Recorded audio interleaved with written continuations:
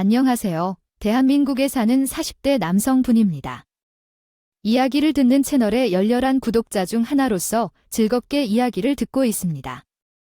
이야기를 통해 다양한 인생 이야기를 듣게 되면서 사람들의 생활이 정말로 다양하다는 것을 느끼게 되었습니다. 제가 일생 동안 고생을 많이 했다고 생각했지만 다른 이야기를 들으면서 자만심이 난 싶었고 힘들고 어렵게 환경에서도 꾸역꾸역 버티고 새로운 삶을 찾아가는 분들을 보면 내가 아직 멀었구나 생각도 들고 깊은 반성을 하게 됩니다. 하지만 함께 위로되는 부분도 있었어요. 고민과 걱정이 있는 것은 나만의 일이 아니라는 것을 깨달고 다른 이들에게 위로와 격려를 주는 것도 중요하다는 생각이 듭니다. 저도 이렇게 글을 보내본 적은 없지만 지금이 그 기회라고 생각해 이야기를 써보려 합니다. 처음부터 어디부터 말해야 할지 망설여지지만 어린 시절부터 혼자였다고 느껴지는 기억이 있습니다. 대략 6살 즈음 부모님의 손길이 많이 필요했던 그 시기였어요. 어린 시절, 저는 언제나 어두운 집안에 갇혀 있었어요. 다른 아이들처럼 노는 것도 할 수 없었고 어린이집에도 다니지 못했어요. 가난한 집안에서 TV도 없었고 오래된 라디오가 유일한 즐거움이었죠. 라디오 속 이야기들이 내게 삶을 가르쳐주는 방법이었어요. 그래서 지금도 라디오처럼 사연들을 즐겁게 듣고 있어요. 듣던 오랜 이야기들이나 사연들을 통해 낯선 세상에 대한 궁금증이 항상 가득했어요. 하지만 부모나 가족이 그 세상을 알려주지 않았기에 언제나 외로웠죠. 한 명의 언니가 있었지만 사이가 좋은 편은 아니었어요. 학교 다니는 언니는 저를 귀찮아했고 때로는 괴롭히기도 했어요. 나중에야 어머니가 언니를 다른 자식으로 취급해서 적대적이었던 것을 알게 되었지만 그 전까지는 어느 때나 남매가 가족이고 모두가 그렇게 살아야 한다고만 생각했어요. 그렇지만 우리가 모두 함께 지내던 그 시절은 즐거웠어요. 학교를 다니면서 집을 떠나 여기저기 다니게 되었어요. 누가 설명해주지 않아서 정확한 이유를 몰랐지만 아마도 어려운 가정 환경이었던 것 같아요. 함께 지낼 집이 없어서 식구들은 자연스럽게 떨어져야 했고 어려서 누군가에게 맡겨진 나는 언젠가 데려오겠다는 아버지의 말을 굳게 믿고 있을 뿐이었습니다. 같이 살던 어머니는 제 친모가 아니었기에 누나만 데리고 어디론가 떠나셨고 그렇게 저는 가족들과 뿔뿔이 흩어져 살았습니다. 얼굴 한 번 본 적 없던 친척집이나 부모님이 지인들 집에 머물기도 했었고 심지어는 보육원과 위탁 가정을 전전하기도 했습니다. 내 집 내 가족 없이 그렇게 살다 보면 몸도 마음도 힘들 수밖에 없어요. 나를 키워놓은 보릿자루를 지급하는 어른들 틈바구니에서 눈치밥을 얻어 먹으면서도 꿈을 꿀 수 없어서 늘 눈치껏 살았습니다. 아파도 싫어도 내색안 하고 그저 묻어나고 있는 듯 없는 듯 조용한 아이로 자라야 했죠. 아무리 어린 나이에도 그런 일들을 겪다 보면 세상 이치를 너무 빨리 알게 된 법입니다. 어린아이들은 세상의 어두운 면은 되도록 몰라야 할 텐데 나는 너무 일찍 알아버렸어요. 세상은 약자에게 호락호락하지 않고 백도 돈도 없으면 살아남지 못한다는 걸 말입니다. 나는 그런 세상살이를 일찍 깨달아버렸고 덕분에 아주 어린 시절부터 일을 해봤습니다. 그렇게 다행히 빨리 자라서 그런지 중학생 때부터 일자리를 구할 수 있었어요. 새벽에는 우유와 신문을 돌렸고 학교를 마치고 나서는 주요소 나가게 물건을 나르는 일을 해주며 돈을 벌었습니다. 물론 그것도 쉽지는 않았어요. 아이가 하기에는 이리고 있는 것도 있었지만 일자리를 구하는 것이 쉽지 않았습니다. 문제가 생기면 어려워질 것을 알았기 때문에 중학생인 저를 고용해주는 사장님은 그리 많지 않았고 겨우 구한 일에서도 돈을 제대로 주지 않는 업주들이 많았습니다. 어른들에게 당한 배신과 상처가 많아서 자라면서도 쉽게 믿지 못하는 성격이 되었습니다. 고등학생이 되어서는 학교에서 직업훈련도 받고 식당이나 노가다를 하면서 돈을 조금씩 벌게 되었습니다. 이전에는 벌어도 다 써버렸지만 이제는 제대로 돈을 모을 수 있었습니다. 목표나 꿈은 없었지만 돈을 벌어야겠다는 생각은 항상 했습니다. 부모의 지원 없이 자기력으로 자랐던 제게 믿을 수 있는 것은 내 자신뿐이었고 기댈 곳은 돈뿐이었습니다. 과거를 돌아보면 짠한 경험이지만 혼자서 살아남은 것에 자랑스러움을 느끼기도 합니다. 그 시기에는 세상을 원망하고 악착같이 돈을 모으는 것이 주된 생각이었지만 이제는 그때의 어려움을 이겨낸 나 자신을 칭찬하고 싶습니다. 그런 마음이었어요. 그래도 덕분에 저는 비행을 할 틈도 없이 바쁘게 살아왔고 일찍이 제 가게를 차려 성공을 할 수 있었습니다. 그래봤자 배운 것 없이 무식하고 일밖에 할 줄 모르는 제였지만 어엿한데 가게 내 집 마련할 수 있었던 제 자신이 참 자랑스러웠습니다. 하지만 그럼에도 어딜 마음 한구석 허전한 마음이 있었어요. 가족이라 부를 수 있는 사람 하나 없이 외롭게 살고 있는 제 처지가 스스로도 안타까워 쓰는 말입니다. 가족이라는 것이 대체 뭔지 잘 모르던 쟤는 결혼해서 가정을 꾸려놔도 행복해질 수 있으려나 늘 궁금했습니다. 가져본 적 없으니 그 느낌을 잘 모르지만 그래도 예전에 식구들이 한 상에 둘러앉아 먹었던 그 식사가 참 따뜻한 것 같았거든요. 그래서 그런지 저는 화목한 가정의 모습들을 보면 항상 그렇게 부러울 수가 없었습니다. 돈이야 굶어 죽지 않을 정도만 벌면 더 필요하다 생각하진 않았고 그래서 저는 억만장자나 대단한 사람들보다 화목한 환경에서 자란 사람들이 인생에서 가장 성공한 사람이라는 생각이 들었습니다. 그리고 근영 씨도 그런 사람 중 하나였죠. 근영 씨는 제가 가게를 하면서 알게 된 어떤 분의 딸입니다. 마음씨 좋던 사장님과 사모님의 유일한 외동딸이었고 그새 가족을 보고 있으면 괜히 저도 기분이 좋아지고 좋았어요. 평소 봉사활동도 자주 다니시고 그 동네에서도 사람을 좋아하기로 유명한 분들이라 그런지 가끔씩 만나는 저에게도 그런 좋은 사람들 밑에서 자란 근영 씨는 정말 마음씨가 착하고 올바른 사람이었습니다. 사회복지사로 일하면서 어려운 사람들을 보살피는 것을 좋아했어요. 근영 씨는 마음씨뿐만 아니라 외모도 아름다웠어요. 착하고 아름다운 사람을 만나는 것은 쉽지 않은데 근영 씨는 그 모든 것을 다 갖춘 사람이었어요. 그래서 주변에서도 그녀를 원하는 사람들이 많았을 거예요. 하지만 나는 그런 여자를 원하는 사람들과 다르게 나와 비슷한 배경에서 자란 착하고 관대한 남자를 만나야 한다고 생각했어요. 남자가 나에게 신경을 쓰는 것을 보니 내 마음이 조금씩 자라는 걸 억누르고 싶었어요. 하지만 사람의 마음은 항상 내 소망대로 되지 않죠. 그렇게 숨기려고 해봐도 혼자서 키우는 사랑은 쉽게 사그러지지 않더군요. 그래서 거리를 둬야겠다고 생각했지만 실패했어요.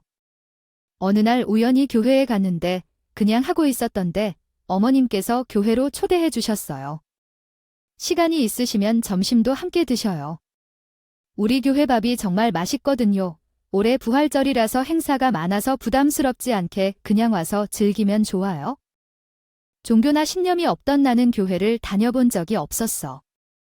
어릴 때 선물 받고 싶어서 몇 번쯤은 가봤지만 나는 거기에 속할 자리가 없는 것 같아서 안 가더라고. 그런데 나이가 들어서 교회에 가보니 참 부끄럽고 어색했어. 이런 나를 알아봐 주신 지 35씨가 나를 근영 씨에게 소개시켜줘서 우연스럽게도 교회 활동도 하게 되었고 근영 씨와 친해지기 시작했어. 착한 근영 씨는 나를 도와주면서 교회에 적응할 수 있게 도와주었어. 처음에는 교회가 낯설고 불편했지만 사람들과 어울리고 있는 순간 그때는 평범한 사람이 된 기분이 들었고 즐거웠어. 하지만 가장 좋은 건 어렵게 다가갈 수 없었던 금영 씨와 더 가까워질 수 있다는 거였어. 철없는 내 마음을 숨기려고 했지만 솔직히 근영 씨에게 더 다가가고 싶었고 우연히 찾아온 기회에서 분수 없이 욕심을 내며 1살 어린 근영 씨와 함께 교회 활동도 하고 가끔 밖에서 만날 정도로 서로에게 가까워지게 되었어. 그 뒤로 오랜 시간을 알고 지내게 되었지만 그동안 고백을 해본 적은 없었습니다. 여전히 근영이는 나와 다른 세상의 사람이라 생각이 되었고 나는 제가 좋아하는 근영이가 누구보다 행복해지기를 바랐기 때문이죠. 근영이를 행복하게 해줄 사람은 나가 아니라는 생각에 나는 그냥 묵묵히 뒤를 지켜보기만 했습니다. 가끔씩 근영이가 나에게 관심을 가지는 것 같아서 헷갈리기도 했지만 그것이 나를 향한 애정일 거라고 생각한 적은 없었어요. 친절하고 천사 같은 친구이기에 근영이에게 보이는 호의와 관심이 그저 동정에 불과하다고 생각했습니다. 오랫동안 오빠 동생처럼 알고 지내다 보니 나는 평생 남들 앞에서 해보지 못한 이야기를 근영이에게 털어놓기 시작했어요. 내가 고아라는 사실을 숨기고 살아왔기에 다른 사람들은 그냥 가족과 멀리 떨어져 혼자 사는 성실한 청년으로만 알고 있었죠. 그러다 근영이에게 제 이야기를 고백하고 말았는데 근영이는 한참 동안 말이 없었습니다. 남의 안 좋은 이야기를 듣는 건 기분 나쁠 수도 있겠지만 내가 근영이에게 괜한 소리를 한 것 같아서 후회가 들었어요.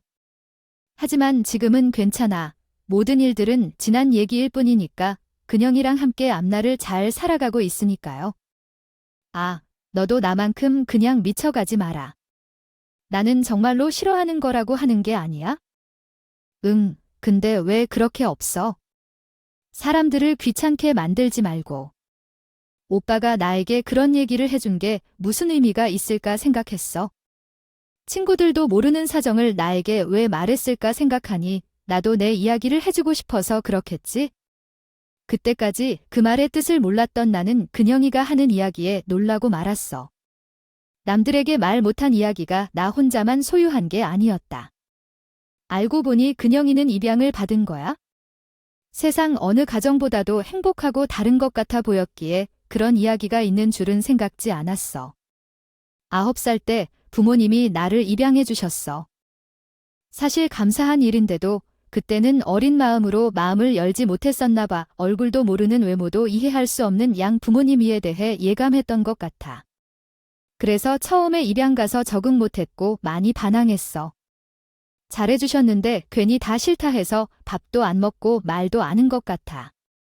지금의 근영이 모습을 보면 어린 시절의 반항기 가득한 모습이 상상이 되지 않았어. 하지만 그녀에게도 상처와 아픔이 있었음을 생각하니 왠지 근영이 그리고 나이게 되었죠. 그런데 상대하느라 힘들 때도 있었지만 나는 이제 마음 편했습니다. 함께한 지금까지의 모든 순간이 값진 보물이 되었기 때문이었죠. 함께 인연을 이룬 우리는 서로가 가진 아픔을 이해하고 치유해주며 서로를 지지해주기로 했습니다. 서로를 이해하고 받아들이며 사랑을 나누며 우리의 인연은 점점 깊어져 갔습니다. 지금은 서로를 위로하고 서로에게 힘이 되어주며 더욱 강한 연인으로 변모하고 있습니다. 그간 겪은 모든 어려움과 아픔이 우리의 사랑을 더욱 깊게 만들어 주었고 우리는 이제 더 이상 과거를 뒤돌아보지 않고 미래를 함께 바라보며 행복한 인연을 이어가고 있습니다. 함께라는 길을 걸어가는 우리, 영원토록 함께하기로 맹세했습니다. 이제 우리는 서로를 믿고 사랑하며 평생을 함께할 것입니다. 함께 준비한 미래가 우리를 기대하게 만들고 사랑하는 사람과 함께하는 모든 순간을 소중히 간직하며 행복한 미래를 함께 이루어 나가기를 기대합니다. 이것이 우리의 사랑 이야기입니다. 함께하기로 한 우리, 영원한 사랑을 꿈꾸며 함께하는 모든 순간에 감사하며 더욱 행복한 미래를 향해 함께 나아가기로 약속합니다. 함께라는 길을 걸어가는 우리, 영원한 사랑의 이야기가 시작됩니다. 함께 해주셔서 감사합니다. 연인이 되어 금세 결혼까지 약속하게 되었어요. 나는 그냥 이 말고 다른 여자를 생각해 본 적이 없었기 때문에 그녀가 내게 있어서는 둘도 없는 행복이었습니다. 그때까지도 나는 괜한 자격지심 때문에 내가 그녀 앞길을 막을 수도 있다는 생각에 고민이 많았습니다. 내가 그런 불안함을 드러낼 때면 그녀는 나를 혼내듯이 다그쳐서 괜한 생각을 하지 말라고 했지만 결혼식장에 들어가는 그날까지 나는 그녀에게 말 못할 미안함을 느꼈습니다. 더 행복해야 할 사람을 내가 욕심부려서 행복을 빼앗는 것은 아닐지, 나보다 더 잘나고 대단한 남자를 만날 수 있는데 내가 그 앞길을 막는 것은 아닐지 물론 혼자의 염려였지만 그만큼 그녀는 나에게 과분하고 대단한 존재였습니다. 결혼까지 한 이제는 과분한 내 아내에게 누구보다 행복한 인생을 선사하고 싶은 새로운 꿈이 생겼어요. 그때까지 내 앞가림을 해주려고 일을 열심히 했지만 별다른 꿈도 목표도 없던 나에게 그녀는 처음으로 꿈을 갖게 했습니다. 그냥 이를 행복하게 만들어주고 그녀가 원하는 예쁜 자식들을 낳아 키우는 것이 내 꿈이자 희망입니다. 우리 두 사람은 어린 시절 결핍 때문에 화목한 가정을 꾸리는 것이 공통의 목표였고 마음 같아서는 자식도 많이 낳고 키우고 싶었고 북적북적 시끄러운 가정이 되고 싶었어요. 한글로 번역해 드리겠습니다. 한글 번역. 한편으로 임신 계획을 빨리 세울 생각을 했습니다. 결혼하고 신혼을 즐기는 것도 행복할 것이라고 생각했습니다. 그러나 식구가 늘어나면 행복이 배가 될 거라고 생각했습니다. 그런데 이상하게 결혼한 지 1년 넘도록 임신 소식이 들리지 않았습니다. 제가 할 일이 없어서 단지 이름과 보다 생각하고 고민이 없었는데 제가 그렇게 걱정 없이 있는 사이 아내가 혼자 고민을 많이 했었나 봅니다. 예정일 계산부터 영양제까지 먹으면서 노력하는 줄은 전혀 몰랐습니다. 뒤늦게 알게 되어 제게 마음이 아프고 아내의 노력에 대해 미안해졌습니다. 하지만 그런 제게 미안해할 필요 없다고 하지만 제가 인하고 눈치 없는 제가 바보 같았고 결혼 후 행복하게 해주고 싶다는 마음이 무색해졌을 때 그때만큼 스스로를 원망했습니다. 그 이후로는 더 적극적으로 나서서 같이 병원을 다니고 혹시나 싶은 마음에 건강검진도 받아봤습니다. 주변에서는 아직 오래된 것도 아닌데 너무 유난인 것 아니냐고 말하기도 했지만 아내에게 모든 것을 해주고 싶었던 제게 유난인 건 없었습니다. 그렇게 따로 건강검진을 받은 저는 결과를 기다리고 있었습니다. 사실 같이 가서 나란히 검진을 받을까 생각하기도 했지만 혹시라도 결과가 잘못 나오면 어쩌나 하는 불안감에 제 혼자 병원을 찾았네요. 그런 결과를 바랬던 건 아니었지만 나는 청천벽력 같은 이야기를 듣고 멈췄습니다. 유전병이 있다는 의사의 말에 내 귀는 의심했습니다. 환자분들의 경우에는 운이 좋게 발현되지 않으셨지만 유전병이 후손들 사이에 전파되는 것이 문제라는 점이 어렵습니다. 부모님 중에서 증상이 없으신 분은 있는가요?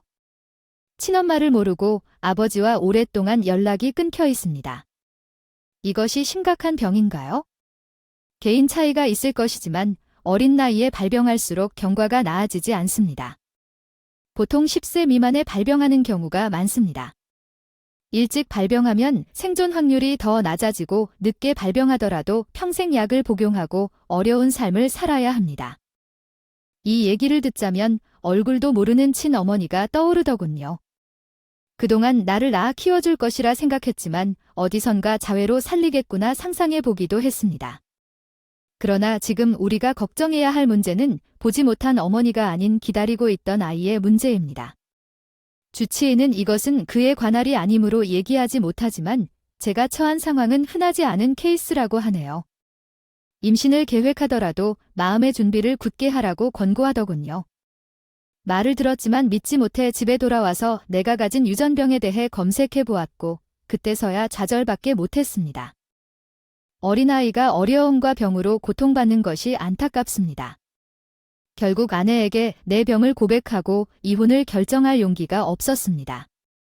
내게 다른 선택지는 없는 것 같았어요. 그리고 자신도 없는 아이를 낳아 행복하지 않게 할 수는 없었어요. 아내에게 비밀로 정관 수술을 받았고 그 결정을 내린 후에도 용기를 내기가 쉽지 않았어요. 아내는 여전히 임신을 바라고 노력하고 있었고 그 모습을 보며 죄책감을 느낄 수밖에 없었습니다. 솔직히 말하면 저는 아내에게 진실을 고백하고 그녀를 떠나 보내야 했던 것 같습니다. 착한 아내가 나를 떠나지 않을 것을 알고 있었고 그녀가 위험을 감수하고 아이를 낳지 않을까 생각했습니다. 어쩌면 그냥 아내가 모르고 넘어가는 게 더 좋을지도 모르겠다는 생각도 들었습니다. 그 사람의 성격을 고려하면 그럴 수도 있다는 생각에 저는 독단적인 결정을 내리게 되었습니다. 몇 달 동안 그 사실을 숨기고 살았지만 여전히 죄책감에 시달리고 있었습니다. 그러나 어느 날 아내가 임신 소식을 알려주었고 나는 그 앞에서 아무 말도 할 수 없었습니다. 그래서 너무 놀라서 언어가 멈추었고 나는 혼란스러운 표정을 짓게 되었습니다. 사실 임신은 만능이 아니기에 나는 처음엔 그것을 믿지 못했지만 병원에서 확인하니 현실임을 깨달았습니다. 나도 수술을 받아서 우리 부부 사이에 임신이 될 가능성은 없었는데 대체 무슨 일이 일어나고 있는 건지 이해할 수 없습니다. 너무 당황스러운 상황에 놓여 아내의 임신 소식 앞에 아무 말도 할 수 없었습니다. 정말 축하의 말도 건네지 못했죠. 이전에도 들었던 수술 후 임신 가능성은 있다고 하지만 제 경우에 수술 방식이 달라서 그런 경우 드물다고 생각했습니다. 의사는 수술이 성공했다고 하셨지만 임신 가능성이 낮을 것이라고 생각했죠. 그래도 아내에게 심리적 부담을 주기 싫어서 아무 말도 하지 못했습니다. 그저 기뻐하는 아내, 곁에서 함께 기뻐하는 척만 할 수 있었죠. 그 상황에서는 누구라도 의심할 수밖에 없었습니다. 하지만 나는 아내를 쉽게 의심할 수 없었습니다. 나의 신뢰는 저보다 먼저 있었기 때문이죠. 누구보다 아내를 믿고 있었던 나에게는 아내가 부정한 행동을 할 리가 없다는 생각이었습니다. 혹시나 해서 핸드폰을 확인해 봤지만 아무것도 발견하지 못했습니다. 아내가 무슨 짓을 한다 해도 알고 싶지 않았습니다. 그렇게 몇 달 동안 혼자 속으로만 고민하며 아내에게 솔직하게 이야기하지 못했습니다. 출산 후에 말을 해야 할 것으로 생각했죠. 사랑하는 사람이 이런 상황에 놓여 있어서 마음 아팠습니다. 잘못을 씹었던 나는 내가 처음 마음먹은 약속을 지키기로 했다. 근영이를 행복하게 해주고 좋은 가정을 꾸리기로 약속을 했었다. 아내가 임신한 동안 속으로는 소가리를 하면서도 아내 앞에서는 좋은 아빠, 좋은 남편이 되기로 했다. 아내가 먹고 싶다는 것은 어떻게든 해주었고 매일 마사지를 하며 아내에게 좋은 것을 했다. 출산 날이 되자 나는 그동안과 마찬가지로 남편으로서, 아버지로서 아내 곁을 지켰다. 아내 출산을 보고 아이의 탯줄을 잘랐을 때 그동안의 고민과 걱정이 모두 없어지고 아내의 행복을 느낄 수 있었다. 출산이 이런 건가 싶었다. 그때까지 아이를 내 것이라고 생각하지 않았지만 아이와 마주하게 되자 모든 고민이 사라졌다. 수술을 하면서 입양까지 생각했었기에 아이가 내 친자가 아니라는 것이 문제인지 가끔 생각했다. 하지만 아내의 행복과 아이의 모습을 보며 결국 내 아이가 되기로 했다. 누가 들어도 이해할 수 없는 내 생각일지 몰라도 이대로 가는 것이 최선이라고 생각했다. 만약 나의 입장에서 보신다면 그때는 내 마음을 조금이나마 이해하실 것이라 생각합니다. 결국 신기하게도 검사를 해서 괜한 사실을 확인하고 싶지 않았던 나는 그 아이를 내 아이로 생각하며 키우기로 결심했습니다. 그러나 굳게 먹은 결심은 생각보다 강인하지 않았습니다. 아내가 별 생각 없이 내뱉은 말에 나의 의심이 다시금 솟아오르곤 했죠. 아들은 어머니를 닮는다더니 정말 나만 닮아 보이겠어. 어떻게 당신과 닮은 부분이 하나도 없어? 유감스럽게도 씁쓸하게 생각했어. 그래도 이번에는 양보해줄게. 다음에 딸을 낳으면 그땐 당신과는 다르게 생겼을 것 같아. 왜 이상한 얘기를 하는 건지, 나를 쳐다보며 왜 그러는 건지 모르겠지만 내면에 이상한 생각들이 절로 들었고 그런 일들이 몇 번 더 벌어지자 담담하게 해야겠다는 마음은 사라져버리고 점점 예민해져야만 했습니다. 아직은 아빠 품이 어색한가 보다. 오빠가 안아주면 왜 이렇게 운지? 지어야 아빠라고 하지? 왜 모자라서 아이가 불편해하는 건지 아님 나의 부족함이 아이를 불편하게 하는 것인지 알지 못했지만 아이는 내 품에 안기를 때마다 불편해하며 울음을 터뜨렸고 그것을 지켜보던 저는 결국 스트레스가 극에 달했습니다. 당신은 왜 자꾸 그런 얘기를 해? 지호가 내 아이가 아니라고 하는 거야? 그게 무슨 말이야? 내가 어떤 말을 했나? 얘가 나를 안 닮았다고 하는 이걸 품이. 당하기 위하여 불쾌한 대화가 진행되고 있습니다. 지호의 어머니는 이야기를 던지고 아버지가 지호의 어머니를 의심하고 있습니다. 아버지는 자신이 정관 수술을 받았기 때문에 어머니의 임신에 의심이 든다고 말합니다. 어머니는 아버지의 의심을 정당화하며 아이를 낳을 수 없다는 사실을 강조합니다. 이어서 아버지는 어머니에 대한 의심과 수술을 통해 자녀를 잃은 아픔을 토로합니다. 최종적으로 어머니는 아버지가 직접 확인해 보라고 말하며 이내 떠나버립니다. 나 또한 그 정도까지 할 생각은 결코 없었습니다. 그날은 너무 피곤했고 아이를 보고 싶어하는 마음이었던 그 제품이 싫어하는 아이와 그런 언사를 하는 아내에게서도 답답함을 느낀 것뿐이었죠. 그러나 나 자신이 더욱 의심에 사로잡혀 있던 것인지 분해서 그 순간 잘못된 말을 했고 그로 인해 아내에게 상처를 줬습니다. 아내가 집을 나갔다는 소식을 듣자마자 그녀를 쫓아가야 한다고 생각했지만 실제로 행동으로 옮기지는 못했습니다. 이런 상황을 부정하며 더 어려워할 것이라면 차라리 친정 확인을 받고 사실에 대해 받아들이는 것이 맞지 않을까 싶었습니다. 친정 불일치 결과를 보고 마음이 아플지라도 오히려 정확한 사실을 받아들이고 아내와 함께 해결해 나가는 것이 우리 모두에게 최선일 것이라는 생각이 들었습니다. 아내에게 여전히 물어보고 싶은 것들은 많았지만 나는 친자 검사를 먼저 하기로 했습니다. 그래서 아이의 시료와 내 시료를 보내고 나는 며칠 동안 아이와 혼자 남아서 많은 생각을 했습니다. 이런 상황이 벌어진 것은 어디서 잘못되었는지, 어떻게 해야 할지에 대해 혼자 자책하고 원망하며 내면을 반성하게 되었습니다. 솔직히 말해 아내가 나를 떠나고 나서야 제대로 이해할 수 있는 것 같았습니다. 어떤 이유에서든 나는 아내와 함께 살아야 한다는 것을 말입니다. 내가 한 실수들을 덮고서라도 그런 생각이 들었습니다. 저와 아내, 아이를 챙기고 싶었어요. 입양 제대로 된 해피엔딩을 보면 나도 할 이유가 없다고 생각했어요. 마침내 결과가 나왔을 때 충격이었어요. 어렵게 확인한 친자 검사 결과에서 우리 두 유전자가 99% 일치한다고 나와 있었어요. 한참 후 다른 곳에서 확인해도 똑같은 결과가 나와서 틀림없이 나는 오해했었어요. 결국 아이를 업고 아내가 있는 곳으로 뛰어갔을 때 얼마나 충격적이었는지 모를 행복이었어요.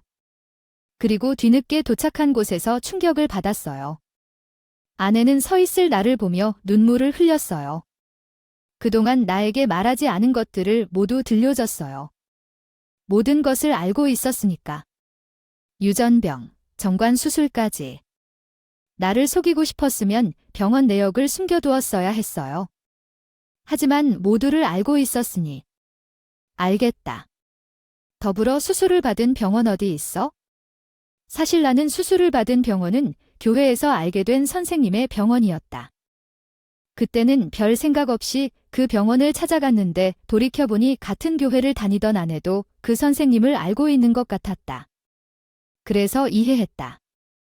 선생님은 내게 전화해 주셨다. 한테 수술 상담에 왔다고 하셨는데 거기서 유전병 때문에 아이를 낳지 못할 수 있다 그랬다.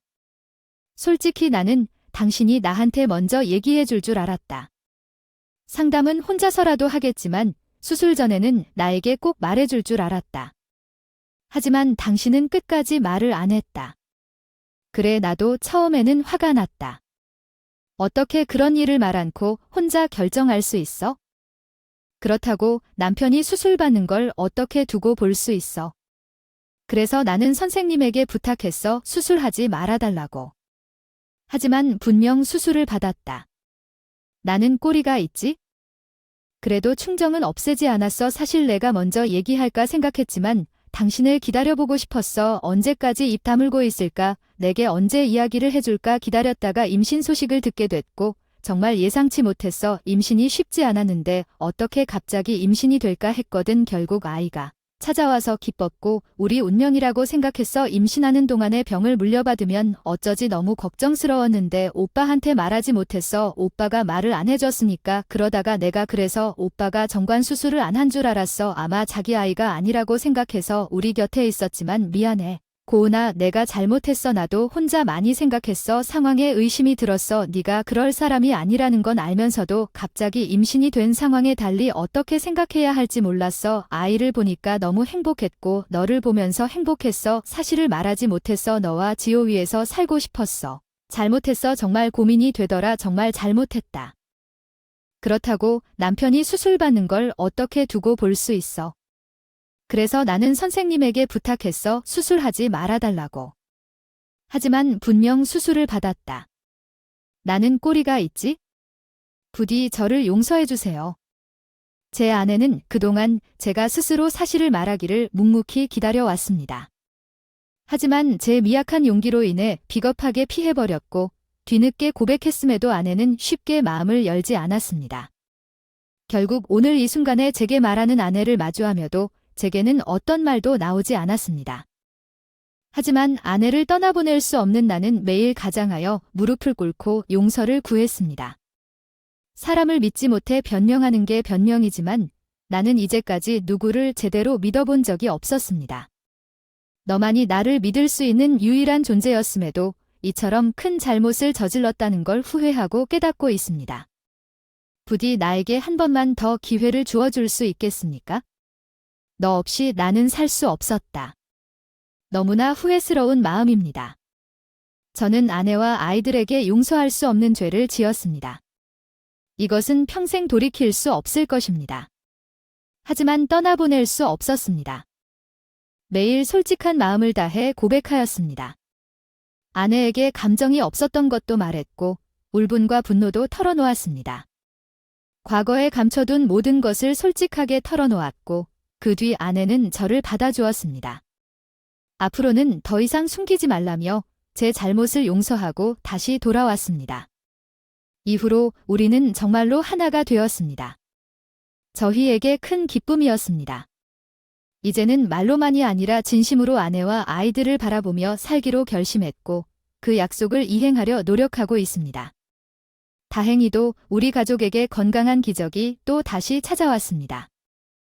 지호는 매년의 병원 검진에서도 이상이 없고 내년에는 안전히 초등학교를 졸업할 것입니다.